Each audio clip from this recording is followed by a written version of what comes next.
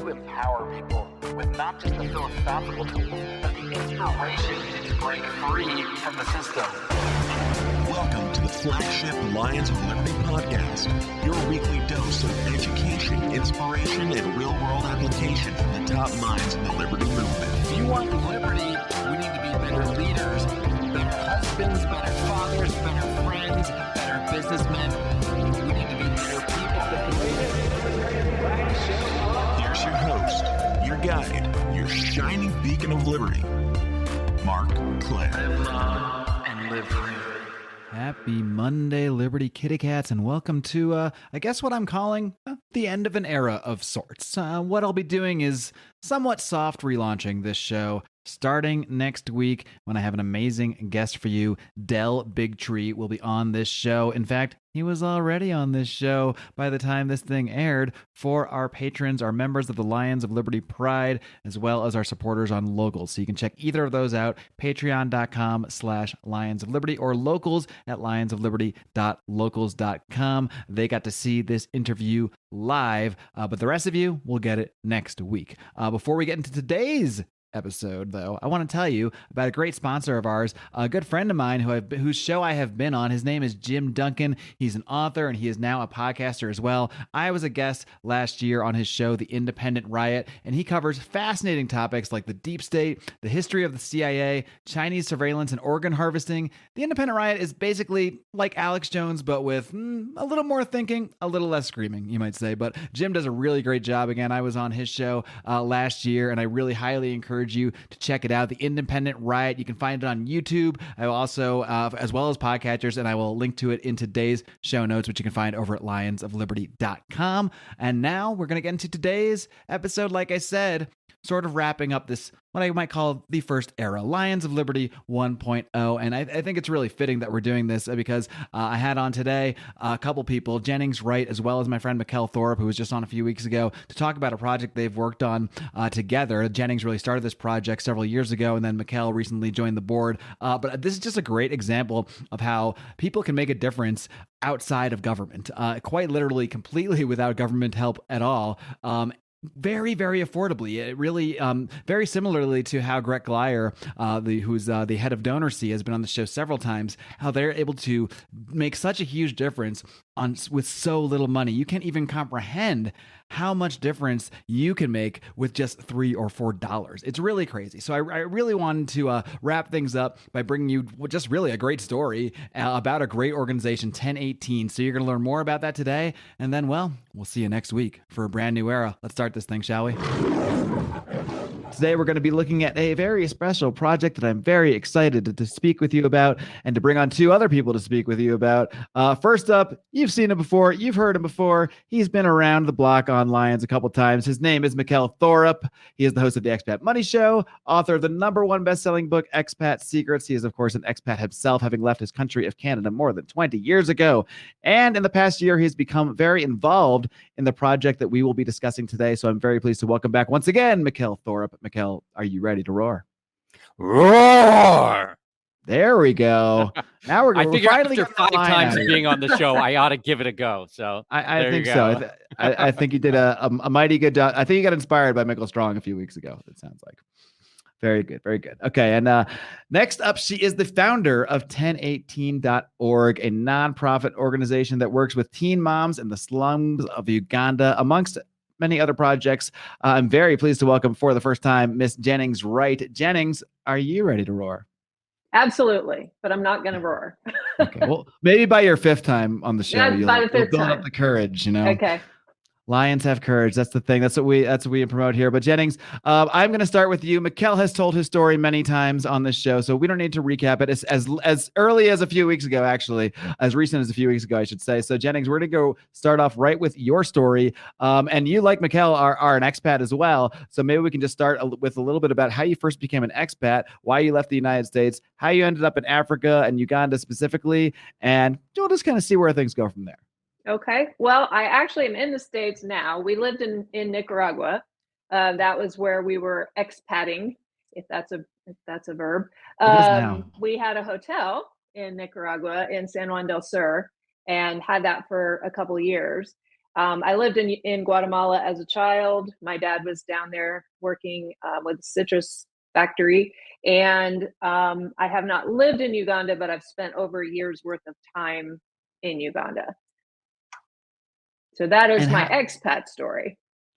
So you were basically like sort of expatting from a very young age. Yeah. I'm curious, like how do you think that changed your perspective just on the world, on dealing with people? How did your perspective of spending so much time when you were younger, like in a place like Guatemala, which is very different than the United States? I would say I spent a little bit of time there. Like, how do you think that changed your perspective just on life in general?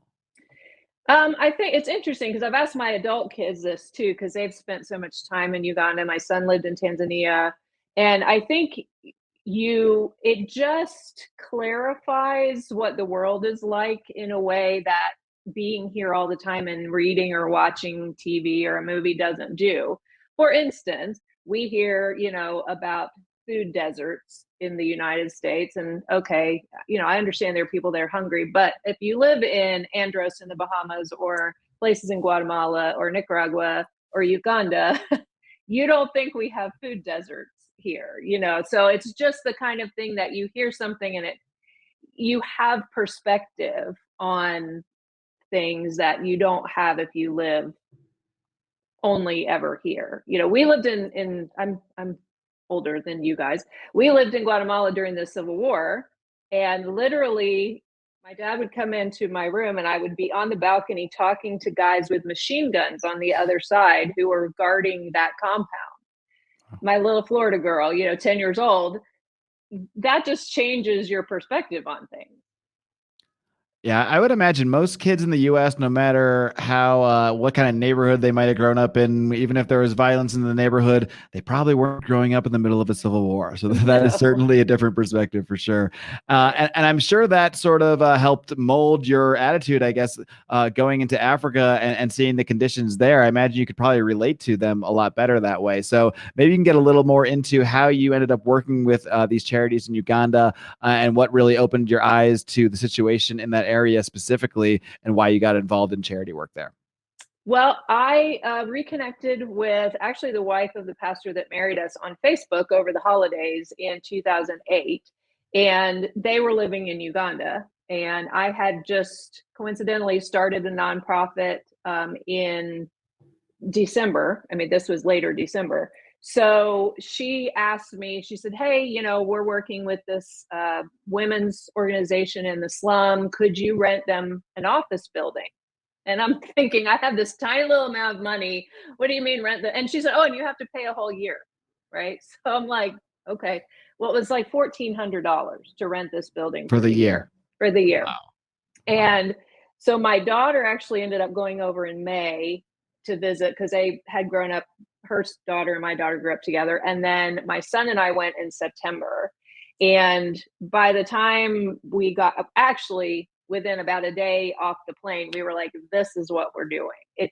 Uganda is amazing. It captures your heart. It's just really, the need is really huge, but I'm a very black and white person. So when someone says, if I do this thing, it actually saves someone's life, that clicks for me.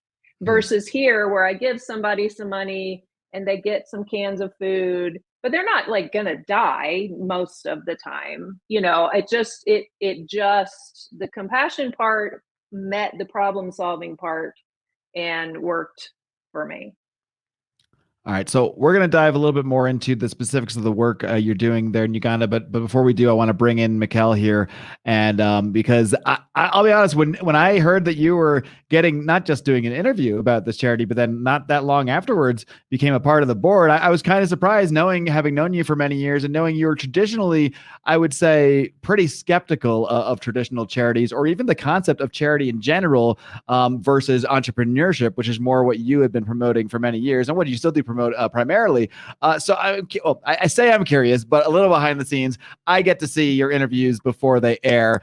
So I kind of saw some of the emotional ways that Jennings, speaking about her projects, was affecting you. But maybe you can just elaborate on what it was about Jennings and her project that really moved you so much when you had her on your show at the Expat Money Show.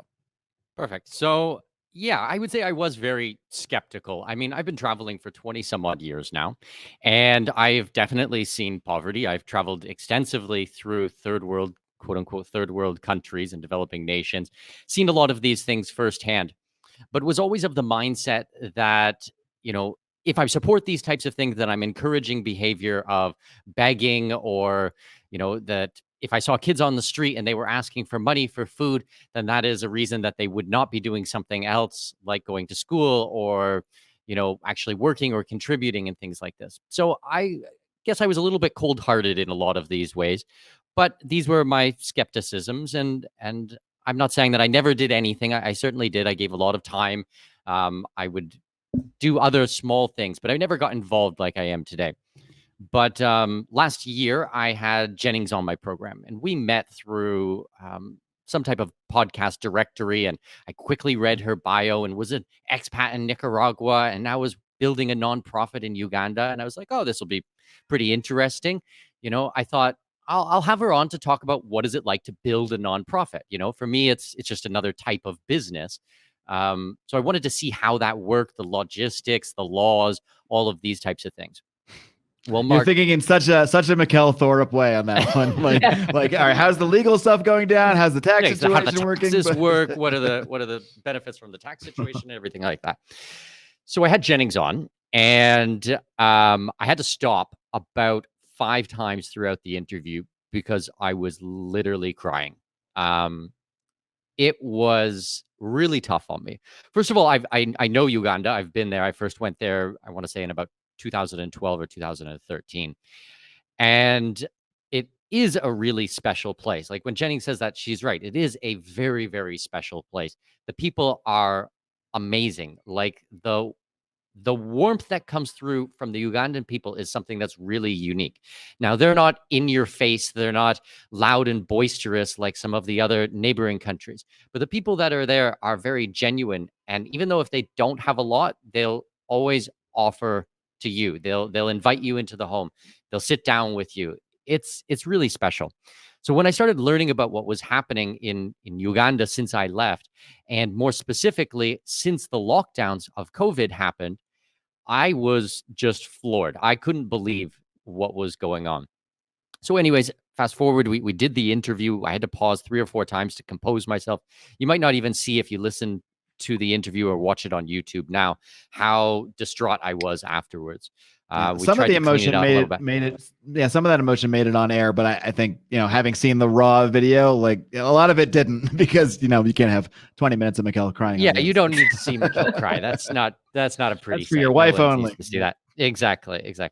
But I did. I spoke to my wife that night, and I sat down and I talked with her and explained what we had discussed, and we decided that we wanted to get involved. We're quite well to do, so we're in a fortunate position that we could participate. So we started small. I mean, I reached back out to Jennings and I said, I'd like to send this out to my list. I'd like to promote it. And I became a monthly donor. And then Jennings started sending me some other projects that they were working on. I was like, okay, I think I'll get involved in this, and then I'll get involved in that. And then Mark, you actually introduced me to Gret Glyer. Mm-hmm. And I had Gret on the show and was really impressed with him as well in the work that he was doing at DonorSee. He's one of the more impressive humans I've ever encountered, to be honest. Legitimately, what an amazing, amazing individual. And got along really well with him. And after that interview, I told him about this project called 1018 in Uganda that I was starting to get to know and starting to work with, and told him all about it. And he was super excited and asked for an introduction. So made the introduction, and 1018 and DonorSee has now started to do a lot of work together. So, that came from you, Mark, from the introduction that you made. And piece by piece, month by month, I just started doing more. And the more that I learned, the more that I wanted to do, and the more that I contribute. And then, you start to see the difference. This is not a project where it's like you just throw money into a black hole and you don't know if it ever helps anyone, if it ever affects anyone. No, like you really get to see where your money goes, who it helps, and more than that, like you get to talk to the people involved and see videos and thank yous. And Jennings has sent me videos of my donations of an entire like table full of food that it's going to buy to support the family for a month. And it's not like, oh, one person. I mean, Jennings, you were showing me some of the videos and it was like a pretty informal orphanage of this mama who had taken on half a dozen kids and all these babies and basically couldn't even feed herself because her heart is so big. She's now opened it up to bring in all these kids who don't have families. I was like, oh my God, like I didn't know what to do. So I just start talking about it and giving and participating. And on earlier or late last year, Jennings honored me and she asked me to stand up and sit on the board of directors. And I absolutely jumped at the opportunity. And I guess that's kind of where we are now is, trying to bring awareness, trying to talk about the project and what we're doing and why we are so different, which is something that I think Jennings should definitely speak about. But yeah, it's been an amazing experience. Absolutely. All right, so I'll toss it back to Jennings then to delve into, well, maybe before we get into the specifics of the work you're doing, maybe you could just give a little more background on the situation in Uganda. And maybe I think people had this idea about Africa as like, oh yeah, Africa, it's over there and there's poor people, without really understanding the difference between maybe how the situation is in Uganda versus Kenya versus Rwanda or whatever. So what really makes Uganda unique and about the situation there? Maybe you can give some of the political history, the political background. And so people can really understand the context of the situation that the people that you're helping are in. Okay, so Uganda was colonized by the British when they also had Kenya, and they basically used Uganda as their breadbasket. So they went into Kenya, they built cities, they built pretty decent infrastructure, but Uganda was the plantation. And so they really didn't do very much development in Uganda. Part of that's good and part of that's bad. Unfortunately, like most African countries, Idi Amin came. I mean, Zimbabwe, all these places end up with dictators for whatever geopolitical reasons. But Idi Amin came, the British had let it go, and Uganda suffered. 250 to 300,000 people were killed under Idi Amin. It was a really, really terrible time. And there's still a lot of scars from that. So the current president, Museveni, was elected not right after Idi Amin, but the next one. It was a vote between, and he's been president ever since. He keeps getting elected. He keeps being 75. I mean, literally since I've been going to Uganda, he's 75. So I'm not really sure how that works. They don't just fudge the vote totals, but they fudge even their own age. Yeah. So, and it's one of these for Africa, not so bad. For pretty much everywhere else, he's terrible. The lockdowns happened during the first lockdown last year, happened during an election cycle. The election was actually in January. And so everybody was locked down, but then they were beating people up saying that they were breaking COVID lockdowns to campaign for the guy who really won. They did house arrest for that guy because of COVID.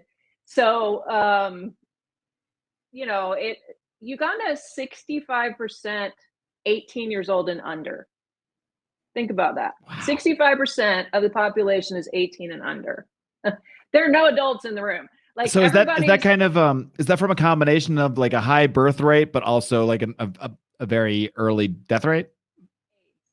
So think about an hourglass. You have these people up here that are elderly, and you have these people down here that are 18 and under, and you've lost this middle group to AIDS, and almost exclusively. And then various sexually transmitted diseases that turn into cancer, like cervical cancer, prostate cancer, things like that, because of STDs. So, you've got these old men like Museveni, who's only 75. He's only 75, but he's, up here. And then all these kids. So Bobby Wine, who was running against him, is 36. He grew up in the slum. He's this rap superstar. And they just did everything they could to make sure he didn't win. I think he's still under house arrest. The election was in January. I think his wife and kids got out.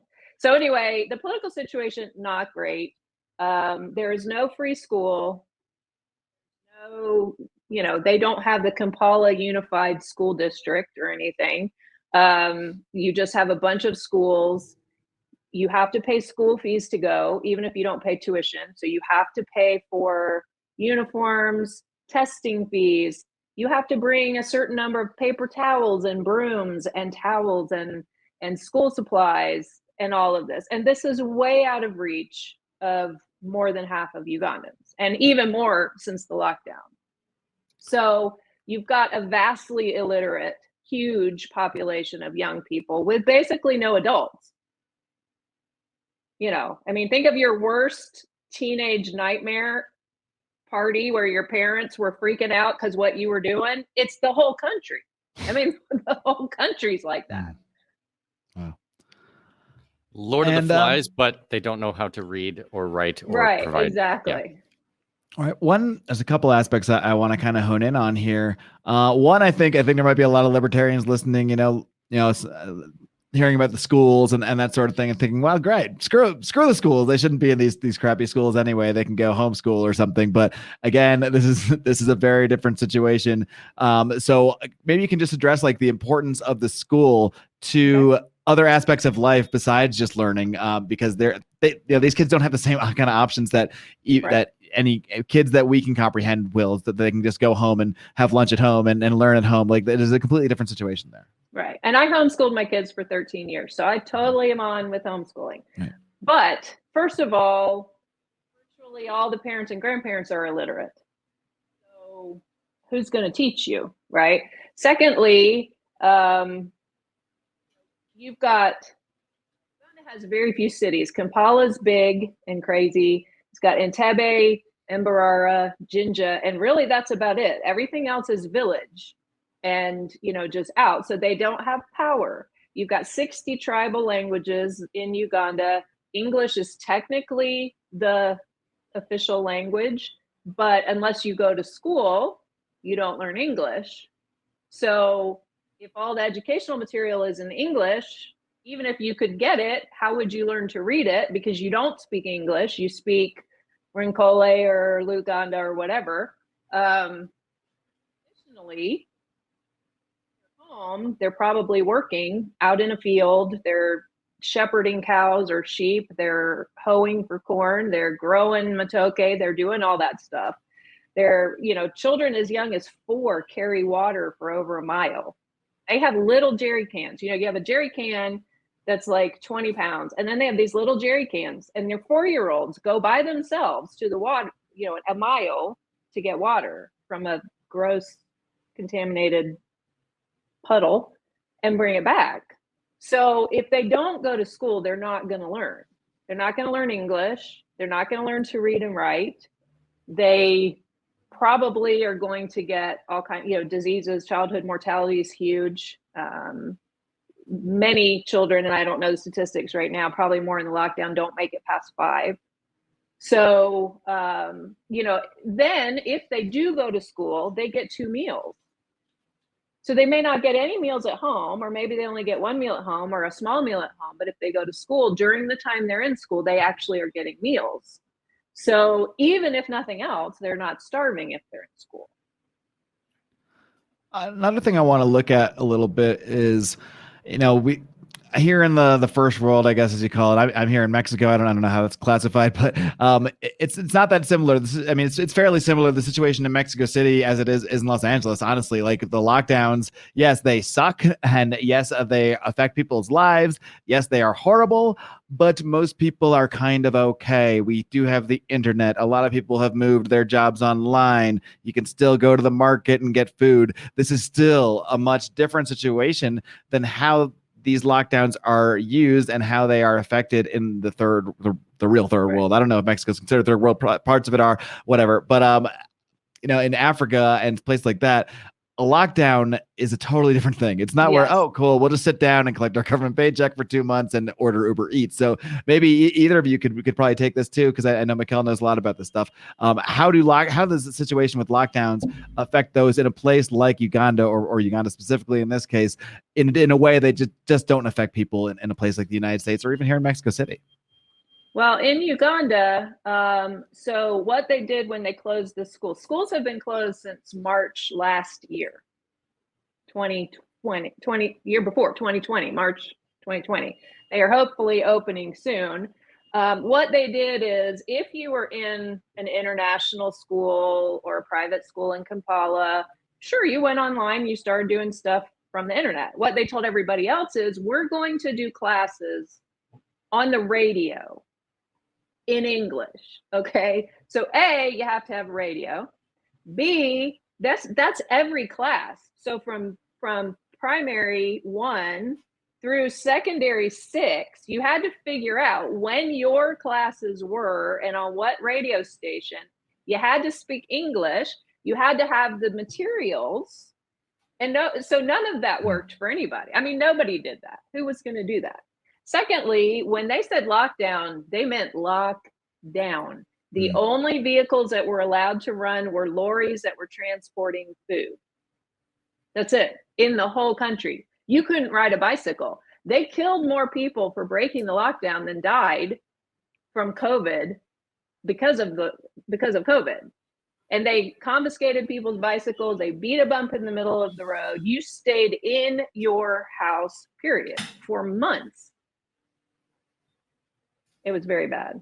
It's still not fully unlocked. But it's mostly now.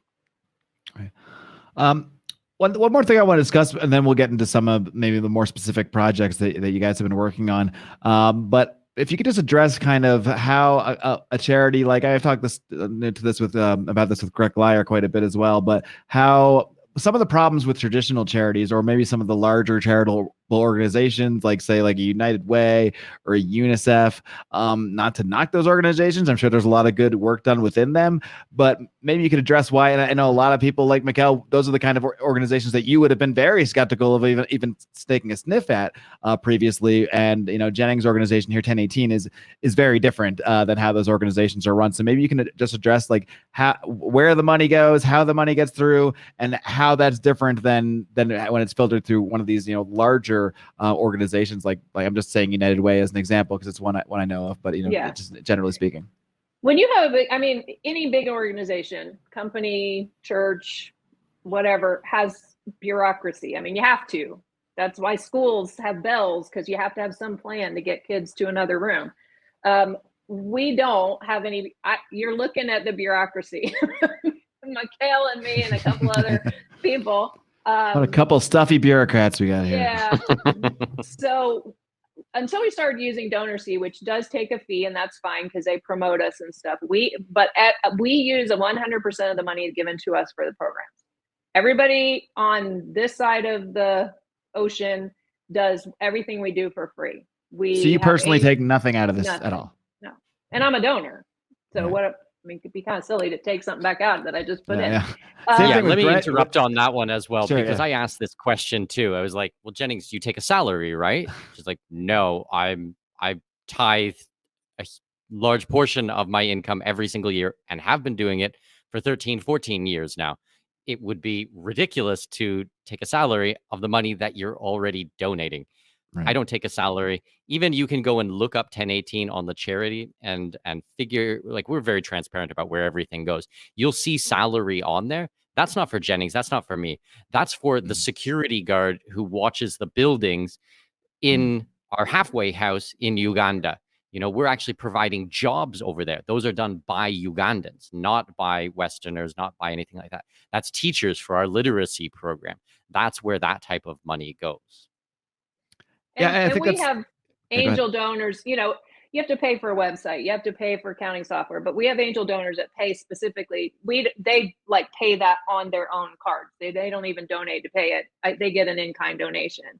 So, we literally, other than a credit card fee, if somebody chooses not to pay that or something, 100% of the money goes. The other difference is if you give to the Red Cross, like this terrible tornadoes that just came through, the Red Cross is there, great.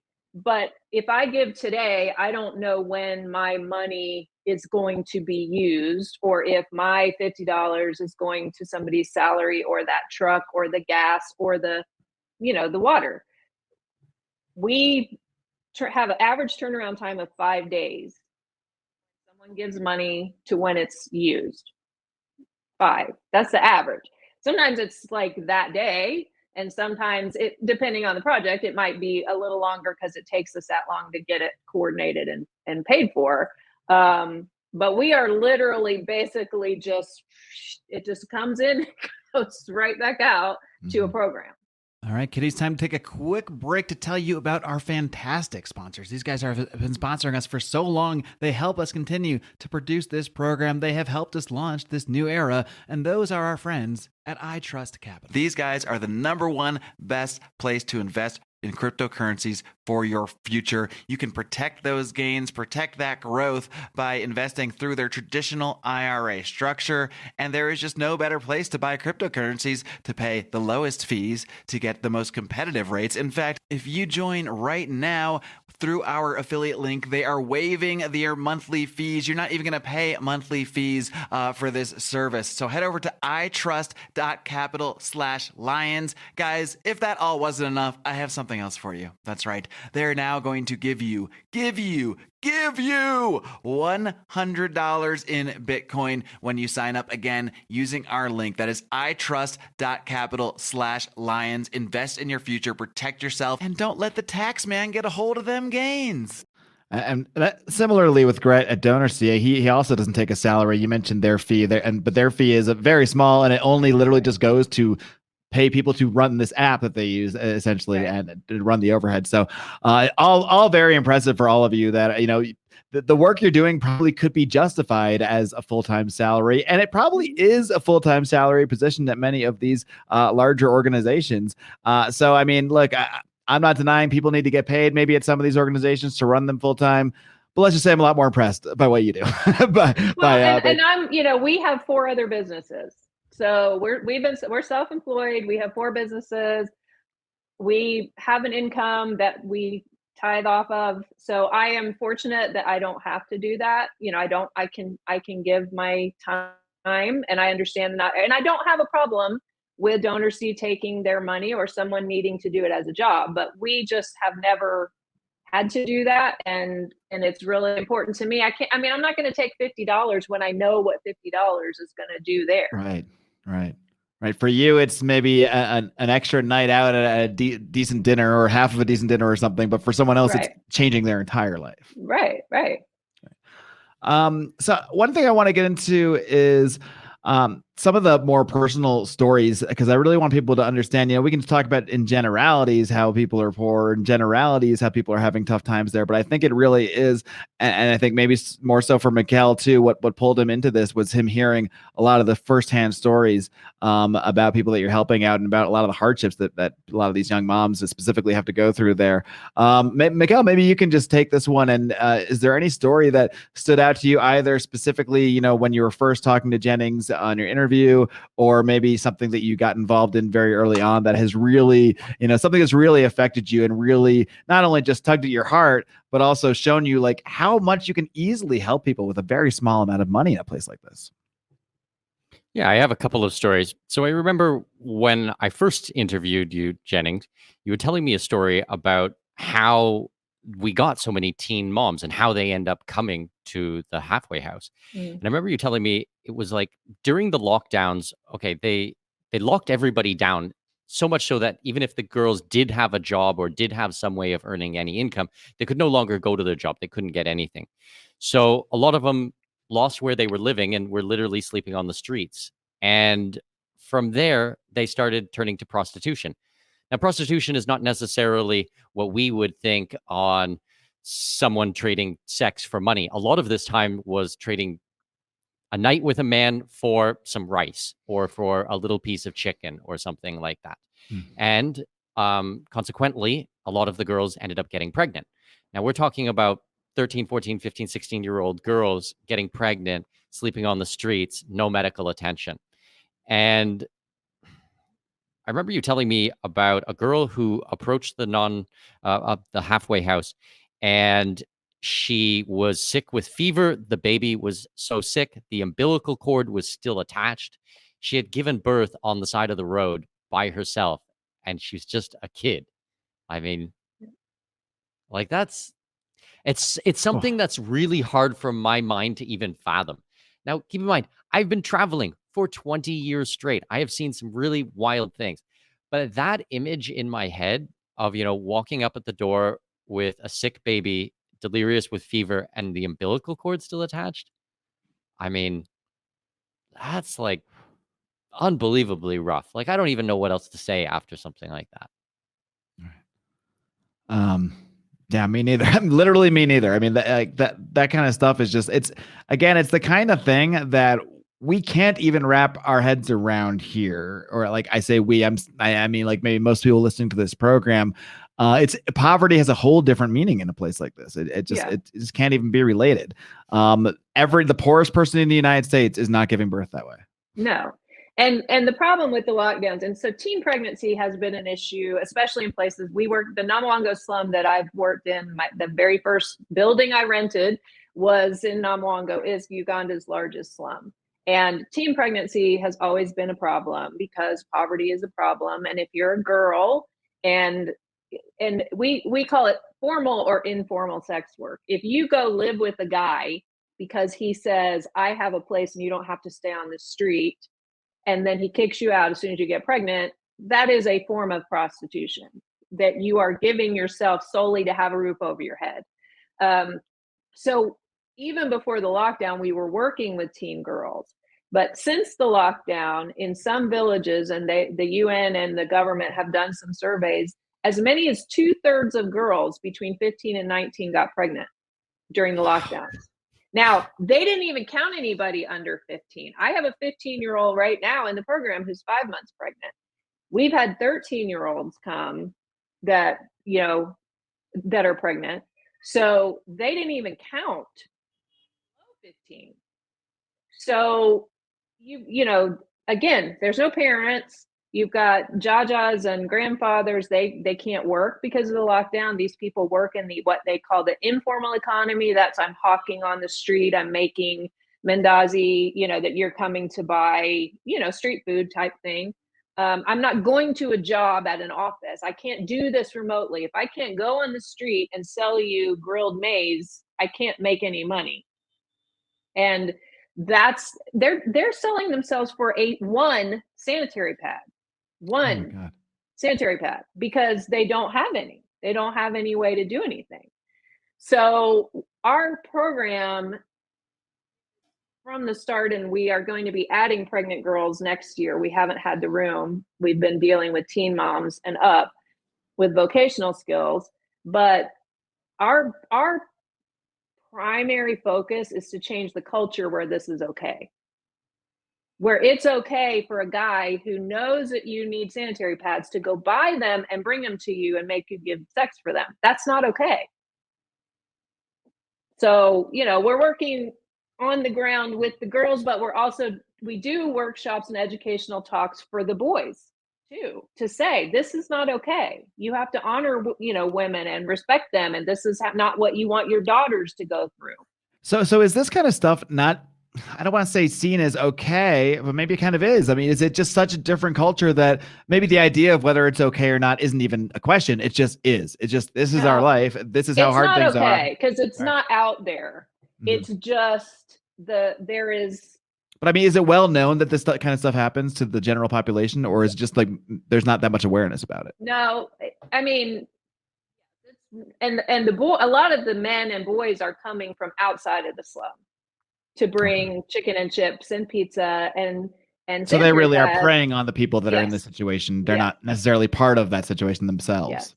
Now, there has been in Uganda, like all of Africa and a lot of Asian countries, child bride practices have been a problem. It is technically outlawed. You can't get married under 16. technically the bride price has been outlawed, but what happened, especially in the first lockdown, is a lot of girls got sold into marriage, and these are never legal marriages either, and it's always some old dude. So they got sold bride price, and the only thing that making the bride price illegal means is they give it as a gift now, so it can't be given back if the girl returns home, instead of having to give it back if the girl returns home. They still get the money, they still get rid of the girl. I mean, people were killing their children because they couldn't feed them, so they're selling them. They're, you know, we work with a school in a very remote village, and I think we had 7 girls that got married. That school only goes to primary 7. That's the equivalent of 8th grade in the US. And we had 7 girls given for brides during the first lockdown. And then, so when a girl like that is given as a bride, like what happens to them then? Are they essentially just like slaves to some old man at that point? Yeah, I mean, they're almost always abused. They get pregnant very young. So and rarely are they getting any sort of prenatal medical care. They may have a midwife or something. They have a lot of girls that young having babies have problems anyway, because their body's just not ready. But if they get fistula, I won't go into it here, but you can look it up. It's a big problem in a lot of rural African countries. It's a problem you get if things don't get fixed after you have a baby, I guess. And then if they don't have kids, the guy sends them back. If he doesn't like them after they have kids, he sends them back. If he doesn't like the kids, he sends them all back, you know, because polygamy is legal.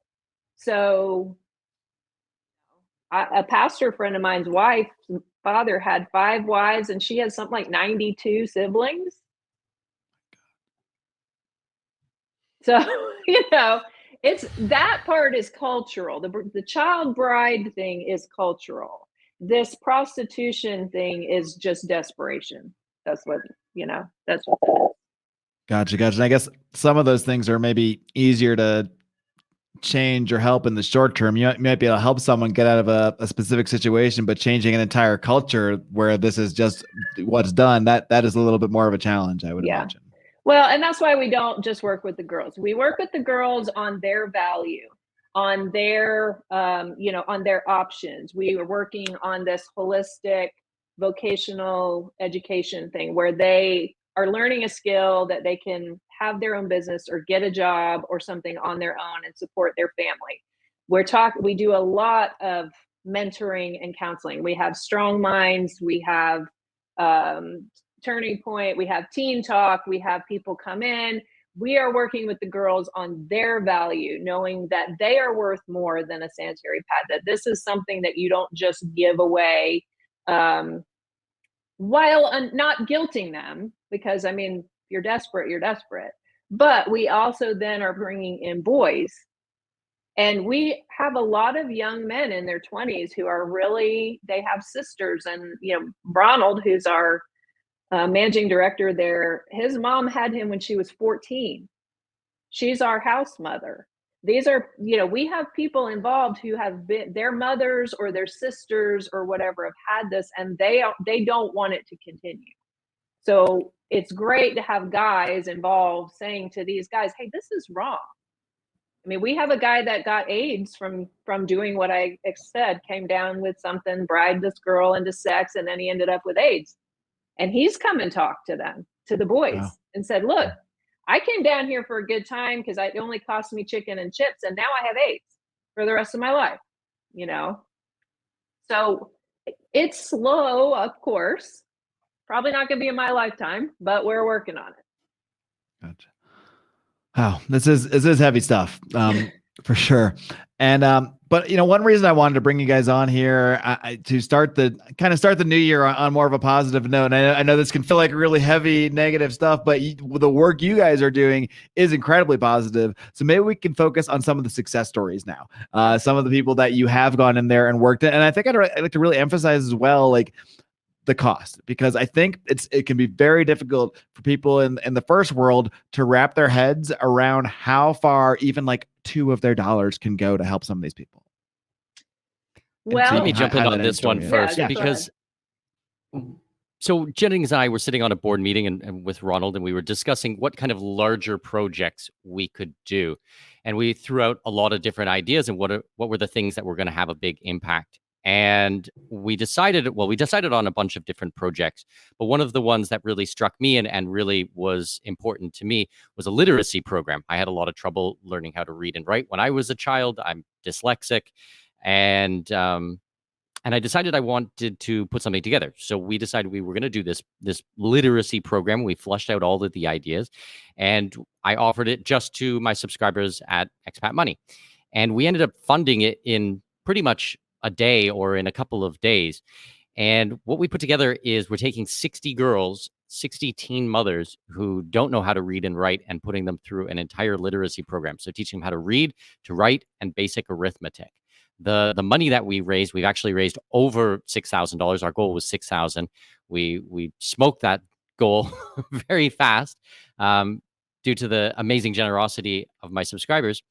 But this money goes so far. It pays for an entire year's salary for a teacher. The program itself, the training material itself, all the books, the furniture, the rent for the place, the money for the power, the carpet, the desks, the pens, the paper, everything like this, to take 60 girls from nothing to being able to read and write. And what does this mean? What does that concretely mean? Well, not only are they going to be able to read and write, so be able to make a positive difference in their life, they're going to be able to take hold of their own education and train themselves on valuable skills so that they become more valuable in the marketplace and can get better jobs or be an entrepreneur and create something from scratch.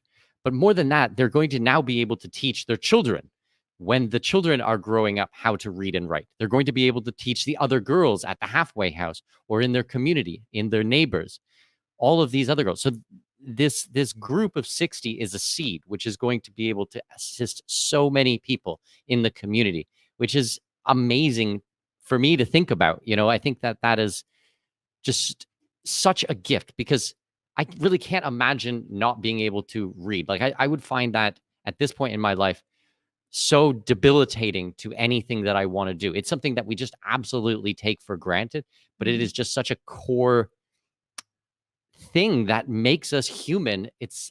I can't stress the importance of literacy. And it's going to be really exciting this year to watch how this unfolds and the response that we get. We've already seen a whole bunch of videos from the girls who are so excited to be able to partake in this. You know, we're getting everything ready right now. I mean, for me, I think this is a really special program. Yeah. And I want to say a funny story about that meeting, because we were talking, he goes, well, you're trying to fund this daycare. Why don't we do the daycare? And I was like, we're doing a daycare for these teen girls' moms while they're in class and stuff. And he's like, yeah, we could do that. I'm like, it's $400. Yeah. This is not the big project. I mean, it's $400. We can do a daycare, like a daycare for $400. So like, what does that mean? What does the $400 do? Does it just set up the daycare? Set up we have a compound, and so everything's within the compound, but we'll have staff, you know, we have staff and volunteers, we'll have toys, we'll have books, we'll have cribs, we'll have, you know, a safe place for them to be, because these moms come and they do a half-day class. And so there are pictures on our social media of these moms with babies tied to their front and back doing hairdressing class or tailoring class, feeding babies while they're doing tailoring or something. And so what we want is for them to be able to drop the kids, do the not class, literally drop them, but place right, them pay attention to what's going on in the class, of course, and not be feeding babies and all that stuff, and then come back and get them. And so, you know, $400. It was just funny because his face was like, wait, what? $400? Like, why are we even talking about we're this? going to build a daycare. Like, come on, this will be a huge project. Oh, Right. Really? All right, over the next 3 years, we'll slowly raise the I'll money. fund that one. Yeah, exactly. Yeah, That gets funds in seconds. Yeah. pretty well. Yeah, I mean, that's just another great example of how it is so hard for us to wrap our heads around how far a money like this can go in a place like this. One thing I want to go back and emphasize too, and maybe you guys can both speak on this a little bit. Like we discussed, Jennings, you don't take any salary from this. That would be silly. You put money into it. Same with you, Mikkel. You don't take a salary from being on the board. You put money into this. I think a big part that, and this has been a big part of my message here on Lions Liberty in the past year and a half specifically. There's a lot of people out there, especially in the libertarian movement. They want to help everybody. They actually have like huge hearts, and they really want to help people out. And I think that's an amazing thing. And that's why I'm doing a show like this, to find some of those people and get more money to these projects where this money can go so far. But at the same time, I think this really does highlight how putting yourself and becoming an entrepreneur, being someone who's independent, can put you in a position to help others so much more. Like Jennings, you are able to run this organization and not take money, not take money for your salary, but put like a decent amount of your salary that you do earn into that organization. You could only do that because you first put yourself in a good situation yourself. Same with you, Mikkel. You're able to scoff at $400 for a daycare, but that's because you have put yourself in a situation where that's absolutely nothing to you. So I know this is, and I think this is not just a message that I want to deliver to libertarians here, but this is also maybe on a smaller level, part of what you guys are doing in Uganda. You're trying to help people to help themselves be set up better so that they can then carry on the torch and help people as well. So maybe that's on a smaller scale. Maybe you're not getting these people to making like six-figure salaries or anything like that, but you don't need a six-figure salary to help people in Uganda. You need a lot less than that. So maybe you both could emphasize a little bit how some of these projects help people, not just in the short term, not even just as much as just building a daycare for the day, but turning some of these people into entrepreneurs so they can actually become the leaders in their communities and become the people that are out there helping others to the point that maybe they don't even, hopefully you guys are, I'm sure you guys will always find a use, but maybe someday they don't even need a 1018 to be there doing all this work because maybe they're doing it themselves. Well, so we have a program called Skills for Life. It's a vocational school. Right now we do hairdressing and tailoring. So we are third term. We started in January last year, got interrupted with the lockdown, whatever, but we're about to finish up our third term. And so first of all, Uganda is actually the most entrepreneurial country in the world. On top of having the youngest population, it's the most entrepreneurial country in the whole world, according to all the statistics. So what we are doing is teaching skills, hairdressing and tailoring, that are reasonably high dollar income skills for, you can work in a salon or you can do hair at your home. You can go get a job somewhere like in a factory or something, or you can take in making school uniforms and gomeza and doing repairs and things like that. Our whole thing, my dad was self-employed, my grandfather was self-employed, my husband and I have always been self-employed. We are big on entrepreneurship and sort of charting your own destiny a bit. So these programs are so that they can create a sustainable income for themselves and their family. I'm not planning to, nor have I ever done in any of my work in Uganda, given people money to do nothing. Mm-hmm. If somebody was in a crisis, we might pay their rent for a couple of months till they get on their feet. But we've done micro business grants, we've done business training, we've done all of it is so that they can go on and do it themselves and teach their kids and tell their neighbors. Now, we could rent an entire city block building 10 stories high, fill it up, and not meet the need. There's 30,000 people in Namwango, and it's huge. But we are chipping away 20 students at a time in Skills for Life. Right now, we're adding the computer literacy, which also opens up job opportunities for people. Sure. Reading and writing, obviously, even just knowing English is a big thing. Like when we lived in Nicaragua, most Nicaraguans don't speak English. So we hired people that spoke English because most of our guests were not Nicaraguan. They weren't from the Latin American countries. So that's a skill too, to be able to work in hospitality or something like that. Just knowing English is big. So our whole goal is that they don't need us anymore. They might want to come to say hi, but they don't need us anymore. And Mikkel, maybe you could emphasize more the entrepreneurial aspect and what you bring to the table as far as that goes, because that has been not just your message for 20 years, it's been your life for 20 years. I don't even know. When was the last time you had a regular job? Maybe 15 years ago, something like that? It's been a while, let's just say that. Well, I think these are also some of the main reasons that I decided to get involved in 1018, because yes, we covered a lot of the terrible things that are happening in Uganda, but specifically this nonprofit was very special for me. Number one, because it is based on entrepreneurship. We're not creating dependence here. Actually, we're trying to create independence. We want people to be able to stand on their own 2 feet. So that came through in the messaging when I first spoke with Jennings, and on every single meeting that we've taken together since. Entrepreneurship is at the core of the values. The other big thing, and certainly applicable on today's show, is I'm very libertarian, and I hope, Jennings, you don't mind me saying she's libertarian as well. So, we can all come out of the closet on this show. Yeah. I think we're in a safe place. Well, it's like I never want to presume for anyone else on what they will say about their ideologies, but I know that both of us are very, very libertarian. Yeah, don't worry, folks. You're not sending money to some commie or anything like that. Exactly. I mean, there's enough of those. Might be important to emphasize. There's enough of those organizations around the world. So, right. So those are two of the big things that really stood out for me, as well as what we talked about earlier.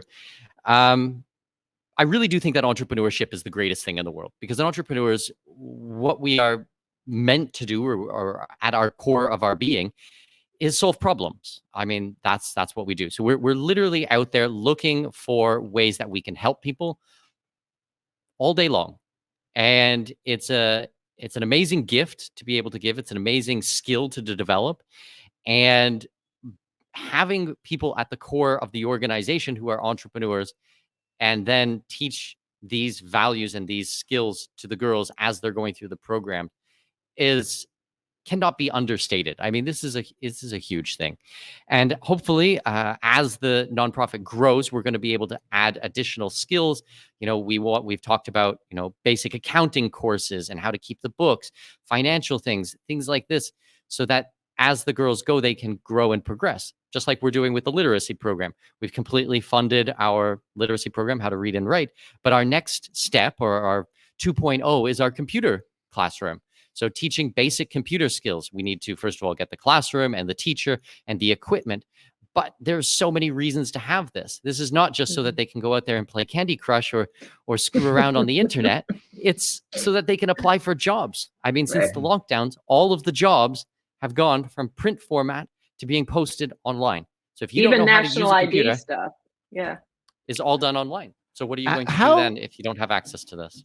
How is the internet situation there? Like, because I'm just thinking, like, okay, if these people are learning to read, learning to write, learning communication skills, learning to use computers, at some point, if they have a good enough connection, they could be just as eligible for a lot of remote jobs out there as any of us that were raised in the first world with all these skills. Yeah, I mean, I would say in Kampala or in the cities, actually, it's Nicaragua was. I mean, it's a lot slower than I'm streaming right here with my fiber connection, but most of the time it mostly works, which is pretty much what Nicaragua was. That's about the most too. I can hope for here in Mexico. Yeah. So that sounds like a win to me. Now, a lot of it depends on the power. Because like I was in Uganda for 3.5 weeks on one trip, and we had power for 4 days of the 3.5 weeks. Oh, wow. Well, so my phone internet would work if I was somewhere to pick it up, but there was no internet because there was no power. So, like any developing country, it's interconnected mediocrity. Right. That's what it is. One thing I'm wondering, I mean, you, Mikkel, you're in Panama, Jennings, you're in the US right now. And obviously anyone can just send money to the organization, but is this the kind of thing someone could be listening right now and be like, I got nothing to do next year. Can I go to Uganda? Like, can people come and help on the ground with this stuff? Or is it mostly locals that are running things? No. So I work with, and this is one of my main core philosophies, because I have watched Western organizations go to countries and tell people what they need my whole life. And I will tell you that 100% of the time they're wrong, because what they think that they need is not what the locals will tell you that they need. So we only work. Here's a with cell phone, Ugandans. but I need a sandwich. I have watched people paint people's houses that they didn't ask if they wanted their house painted or if that was, I mean, it's amazing to sit and listen. I'm there a lot by myself now that my kids are adults. And so I sit and listen to groups that are there, and we're all here to happy help people. And then you're just like, what are you doing? I mean, you just, anyway, we're not that. So we work with Ugandan. Ronald, who's our managing director there, we have a Ugandan community organization called Guardian Angel Foundation, Touch the Slum. So we're one organization, but that's our organization there. That's Ugandan. Mikkel will tell you, Ronald is awesome. He is on it. He's very administrative. He's very energetic. Like I said, his mom had him at 14. He has a sister who got into this informal prostitution and had her first child at 16. He is very passionate about it. We have another. I was gonna say, I think that's wonderful. Like who better to speak on this and do this stuff? Even us all here, we feel sympathy for the situation. We do our best to understand it. We want to help, but we could never relate to the people that have actually been through this. No. So yeah, even the programs that we're doing, like the literacy program and the Skills for Life, all of these ones that we've been talking about today, we didn't invent them. Like Jennings went out there and asked the community, what were the things that they needed? How can we best support you? We didn't make this up and say, hey, this is what you need. No, we asked them. They told us. Now we've figured out ways to put these things into place and to support them and to fund them. And everything that we're doing it in lockstep with the local people there. That shows respect. And they love to have people come help. There was just a group of German nurses there that was working with Amani, which is where right now our pregnant girls go for help. They get them prenatal care and set them up for birth and all that stuff. And so we had a group of German nurses came, and they talked to all the girls during the teen talk about sexual health and just overall health and hygiene and, all that kind of stuff. We have a lot, even just going and having fun. We are big on fun, which is not also a normal charitable organization thing. Just fun always helps. I does. No matter what you're doing. Well, tell them about the graduation. Make food. Yeah, we just had graduation. So the second terms of Skills for Life was delayed graduating because of the second lockdown that happened in June 2021. And so they finally got to graduate. And I mean, we had caps and gowns and dancing and music and cake. We had to have 4 cakes, apparently. 2 cakes wasn't going to do it. 4 cakes and balloons. And I mean, we just, you have to make it fun. You have to life is about more than just surviving, no matter where you are and what you're doing. You have to make it worth surviving for. Some of the most fun-loving people I have ever met in my life were some of the poorest people I've ever met in my life in my travels, for sure. Yeah, so for sure.